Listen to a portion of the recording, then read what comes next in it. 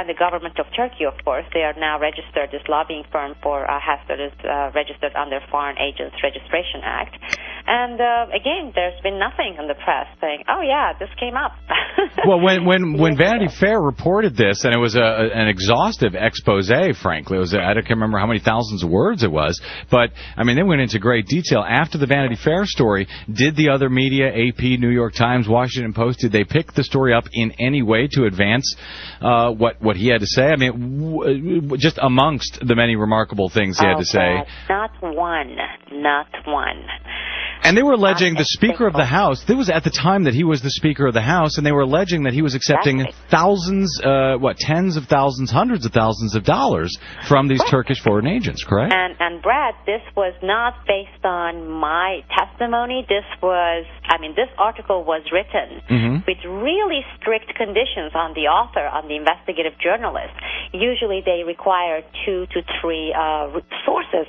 In this case, for this particular case, because the Speaker of the House was involved, because of the case being high profile, they required more than 4 or 5 sources. So that's what this reporter got. And you know how they usually do fact-checking after the article is submitted by the reporter. Right. Well, in this case, they did triple fact-checking. They did it 3 times, going back to every single source. And so they really did their homework. And again, this is not an alternative media outlet. We were looking at Vanity Fair. Vanity Fair. They have 2 million circulation number, and yet not one newspaper or network channel or cable, nobody reported on it. There was this deafening silence, and you reported on it, so you should go. I did report on it at Brad Blog, and you say nobody reported on it. I think what you mean is nobody in this country, because the story did get picked up did it get picked up in Turkey? Absolutely. In Turkey, it ended up becoming the front page story for a week or so on every single newspaper, not 1, not 2, but every single newspaper. And it was covered by CNN Turk in Turkey. And it was covered by all their networks and the radio stations and everywhere. And nothing here. So CNN actually covered it, just their Turkish language version of their cable channel. Correct. Unbelievable. What do you, and we're going to get into this in a bit, your new project where you're essentially outing the folks in the media who aren't doing their jobs, Project Expose MSM, but what do you attribute the fact that nobody, after this stunning expose in Vanity Fair, and of course several years later when you allowed me to announce at Brad Blog that you were ready to tell all, to what do you attribute that the U.S. media did not then pick up the story, has still not today picked up the story? Right. There are many factors, and if people go to the website 123realchange.blogspot.com, I have done several series of 4 or 5 part series on the various factors contributing to this. You know, we have everybody has been talking about the mainstream media today becoming the extension of the government. They've been this way for a long time, but the extent of it is mind-boggling today. And also, you have lazy journalism.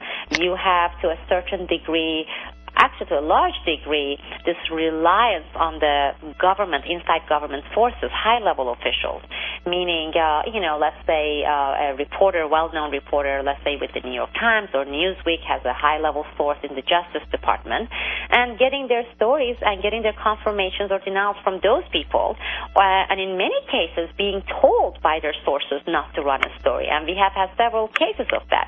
And in this, for this project, my case is only one that we have had as a report, but I am going to report that I have been reporting other cases.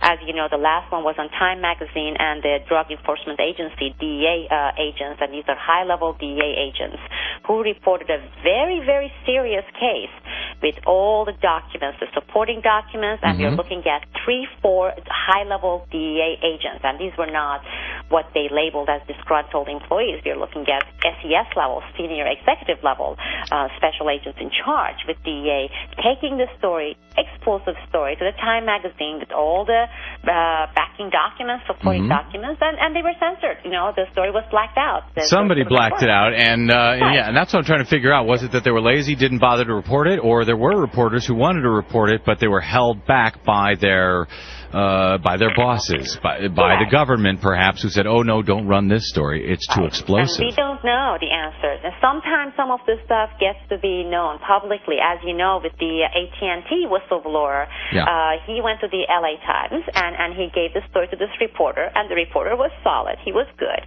The reporter gave it to his editor, and the editor, what did he do? He notified the NSA and told them that they had a source who had given them the story. And then, based on the instruction the editor got, the LA Times editor got, he sat on the story for 5 months and blacked it out, didn't publish. Was that LA Times or New York Times, Sibel? No, this was LA Times. Okay, hold the thought. I got to get to a break. Speaking with Sibel Edmonds, former FBI translator, whistleblower, founder and director of the National Security Whistleblowers Coalition. She's telling her story, and we're taking your calls at 877-520-1150. That's 877-520-1150. Not Malloy's usual number. Don't bother them. They're on vacation. Bother us. We'd love to talk to you. Sibel, of course, I have more questions for you, but so do our callers. You want to hit some of those? Sure. All right. Yeah, what's that, Dad? Okay. Let me get to some of these calls. And where am I? Jeremy. There we go. Jeremy in Huntington Beach. Welcome to the show, Jeremy. You have a question for Sibel Edmonds. I actually did have somewhat of a statement / question. That is, we seem to have a kind of a long history of arming our enemies and arming both sides of a conflict. Clear back to World War II, I think, what was it, Union Banking or something like that. Prescott Bush, his bank or whatever, was laundering money for the Nazis. Of course, you could forget the Iran-Contra incident. We were arming Iran and Iraq.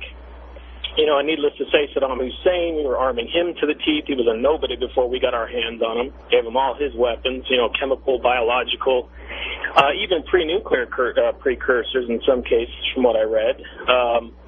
It just seems to me that the most paranoid part of me seems to think, you got to wonder if there's some people inside of our government or certain Western companies that actually want us to be defeated. It's always been understood that, if real defeat in military conflict would welcome basically it would kill democracy. Jeremy, let me phrase that in the form of a question since we're coming up to the top of the hour. Sibel, can it be that rather than a few rogue bad apples, if you will, even though they're incredibly high-ranking bad apples, can it be that this is actually the policy of this government somehow to allow these nuclear secrets and so forth to get out around the country? Well, you're looking at a business. You're looking at the military-industrial complex, and that's a business, okay? And we sustain, and it sustains itself with conflict and war. Think about it. Right now, if we didn't have this conflict that we created ourselves in Afghanistan, and then let's say it was in late 1990s we had the Albania and Kosovo, every single one of these sustains the military-industrial complex. Think about a very peaceful world. These conflicts and wars, who are they going to sell it to? But would these They're guys going to go out of business? Well, it's one thing to have continue the war, but would these guys be psychotic enough to want to arm some of these countries with nuclear weapons just to keep this military-industrial complex going, Sibel? But then you're looking at a totally different issue. When you're looking at, let's say, Pakistan with the nuclear and obtaining the nuclear facilities, and right. This is with A.Q. Khan in 1980s. This was when everything was played, every single strategy was based on the Cold War.